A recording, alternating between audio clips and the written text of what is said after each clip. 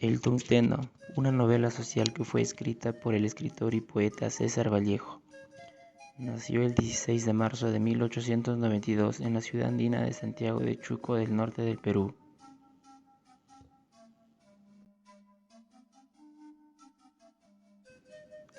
De familia mestiza, fue el menor de 11 hermanos y creció en medio de una gran devoción cristiana. Su familia deseaba que se convirtiera en cura.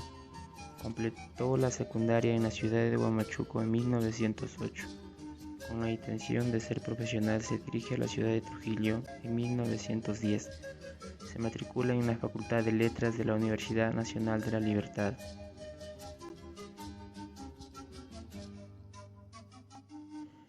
Por motivos económicos, no continúa sus estudios y retorna a su pueblo para ayudar a su padre en la mina de Quirubilca.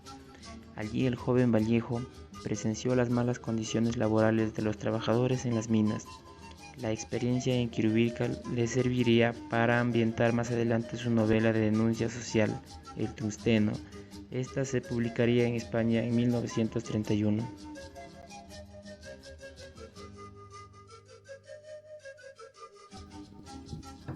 En 1913 regresó a Trujillo con el propósito de retomar sus estudios universitarios en letras.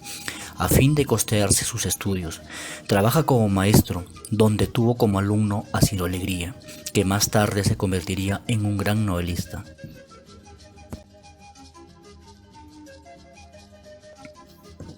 El 22 de septiembre de 1915 se gradúa de bachiller en letras, escribiendo 2 años más tarde su primer libro de poesía llamado Los Heraldos Negros.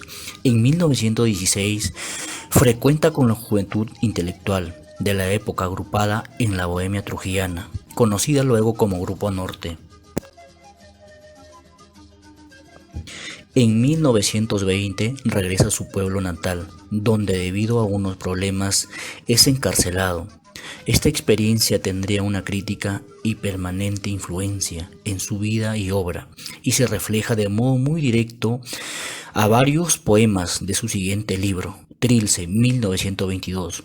Un año después parte a París, donde permanecerá con algunos viajes a la Unión Soviética, España y otros países europeos, hasta el fin de sus días. Falleció el 15 de abril de 1938.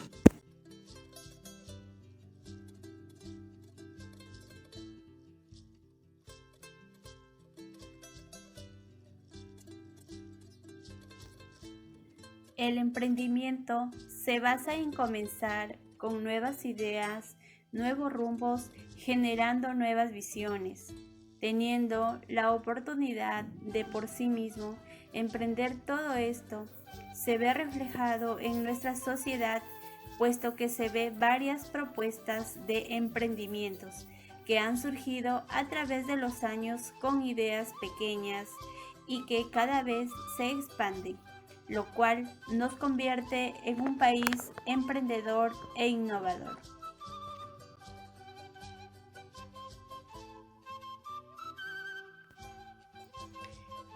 El emprendimiento cultural busca que los emprendedores desarrollen todo su potencial productivo en las diferentes cadenas de valor de las industrias culturales. Con esto se intenta fortalecer todos los eslabones y actividades transversales.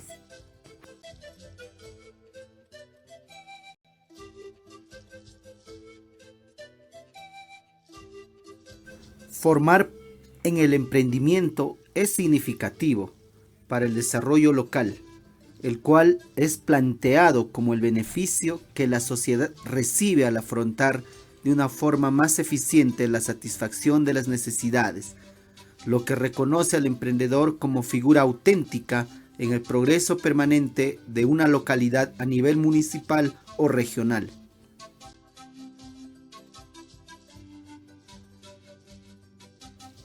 En el caso de Vallejo, el más universal de todos nuestros poetas, emprende culturalmente desde un reclamo social, en contra de las grandes corporaciones y a favor de las clases oprimidas.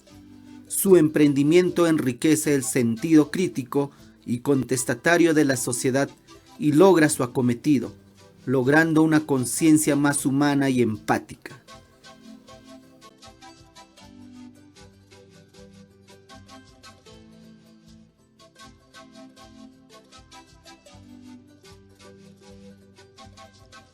El presente documental tiene carácter testimonial. Los testimonios son el hilo conductor de la historia que se cuenta. En la obra Tuxteno, Vallejo brinda testimonios de sus vivencias en las minas de Quirubilca, donde experimenta el amargo desencanto de una vida llena de injusticia y opresión. Asimismo, abordamos la vida de un personaje de enorme capacidad para comunicar sus reclamos sociales.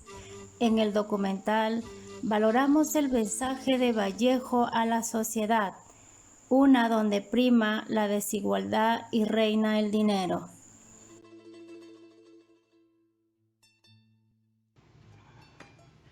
El Tuxteno es una obra indigenista de protesta social contra la explotación de los indios por la empresa minera Mining Society, imperialismo norteamericano, y por ende muestra la necesidad de la revolución, la desigualdad social y el maltrato. Los valores que podemos encontrar en esta historia son los de igualdad. Este valor no fue cumplido en ningún momento por los patrones que trataban a los obreros como animales.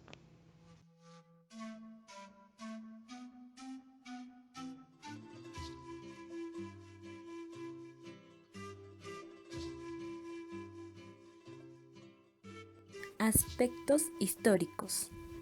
El Tuxteno fue publicado por primera vez en Madrid en 1931. La novela presenta la historia de los abusos de una empresa minera estadounidense, en complicidad con el gobierno local. Además, dicha compañía explota a sus trabajadores, pagándoles bajos salarios y cometiendo crímenes en nombre del progreso.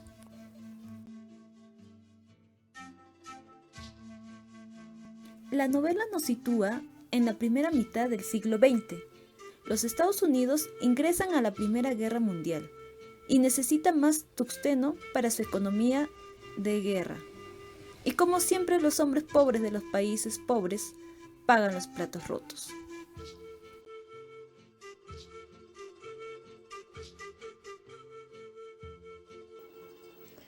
César Vallejo publica El Tuxteno en el año 1931 en la colección La Novela Proletaria de la mítica editorial Zenit, Madrid, junto a otras novelas de carácter social y político como El Don Apacible de Mijaíl Sholojov y 100% de Upton Sinclair. La escritura de esta novela coincide con la aceptación y compromiso del escritor con el marxismo, que se ha producido en un proceso de reflexión crítica que data desde su llegada a Europa, concretamente a París en el año 1923.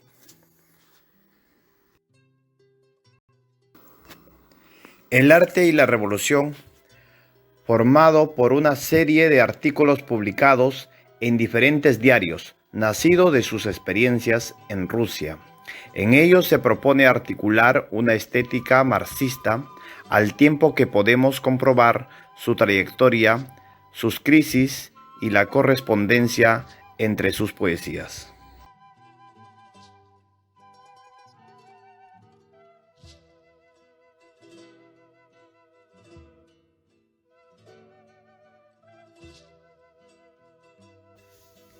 Personajes de la novela. Los Zoras son los indios en torno a cuyas cabañas se asientan los trabajadores de la mina de Quirubilca, a quienes apoyan desinteresadamente. El narrador exagera cuando se refiere a su natural bondad e inocencia, fruto de su completo apartamiento de los pueblos civilizados o sociedades comerciales.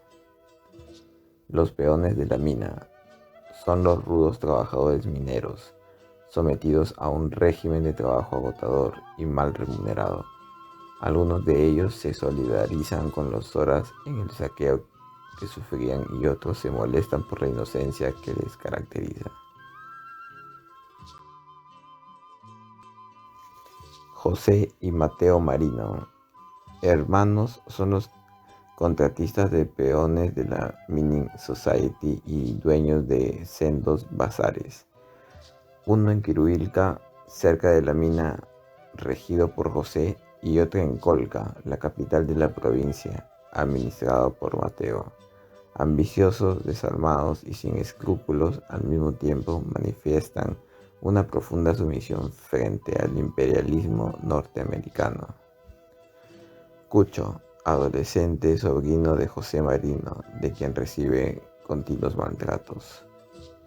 Mujeres, Tyke y Weiss, norteamericanos, gerente y subgerente de la mina, igual de embaucadores, capaces de todo con tal de conseguir el máximo de extracción de un tungsteno para el envío de USA, Estados Unidos.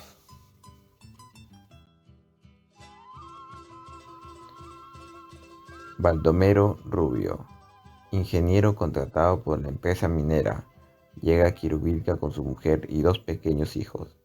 Junto con José Marino y Leónidas Benítez forma una sociedad secreta de crianza y cultivo.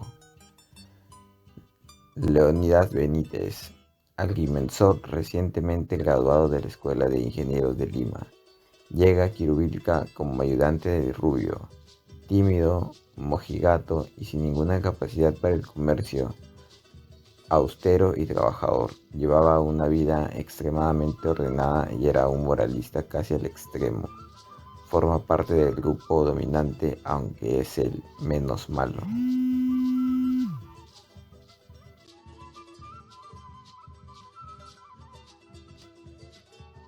Graciela, la Rosada, amante de José Marino, muchacha de 18 años, hermoso tipo de mujer serrana.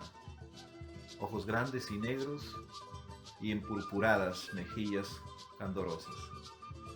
El apuntador, empleado de la mina y amante de Graciela, en su rancho situado en las afueras de Quivilca. Se reúne Servando Huanca y Leónidas Benítez para discutir de política y revolución.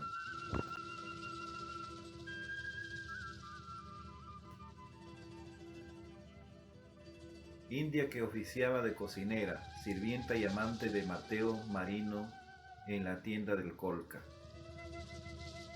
Se acuesta también con José cuando éste les caía de vista. Al final se embaraza y no puede identificar quién de los hermanos es el padre. El subprefecto Luna, viejo funcionario, cruel y sin tino, se pone de acuerdo con Marino para entregarle a algunos indios prisioneros para el trabajo de las minas. El alcalde Parga, viejo y encorvado, antiguo montonero de Cáceres, astuto y ladrón empedernido. El doctor Ortega, limeño, juez de primera instancia en Colca, integra la junta conscriptora militar. Iglesias, vecino notable de Colca, propietario de las 4/5 partes de las fincas urbanas de la zona y de la rica hacienda de cereales y cría de hambre tobal. El doctor Riaño, médico provincial, recién llegado a Colca, tiene 30 años, es elegante y de palabra fácil y florida. El cura Velarde, párroco de Colca, quien participa y da su justificación a la masacre de indios.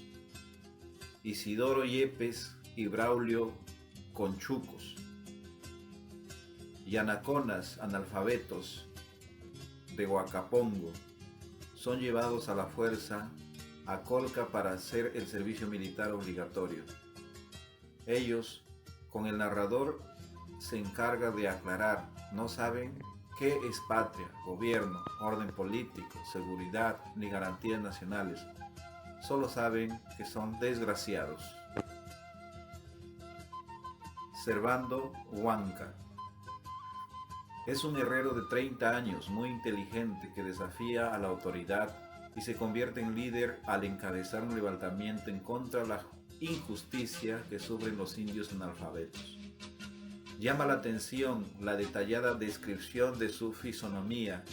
Es un indio puro, de salientes pómulos, cobrizo, ojos pequeños, hundidos y brillantes, pelo lacio y negro, talla mediana y una expresión recogida y casi taciturna. Crítica personal de la obra El Tuxteno. Podemos decir que muy hermosa la novela, en donde nos muestra lo que precisamente fue la organización social en esos tiempos y que en algunas cosas hoy en día se mantienen, principalmente en la sierra. Me parece muy interesante la estructura de la narración, comenzando por los aspectos generales, personales, dueños de la mina, sus empleados, los marinos, los soras y los obreros, así como las contradicciones entre ellos, ¿no? La novela termina con una seria reflexión, análisis y toma de decisiones para luchar contra los abusos de la minera. Eso es fundamental.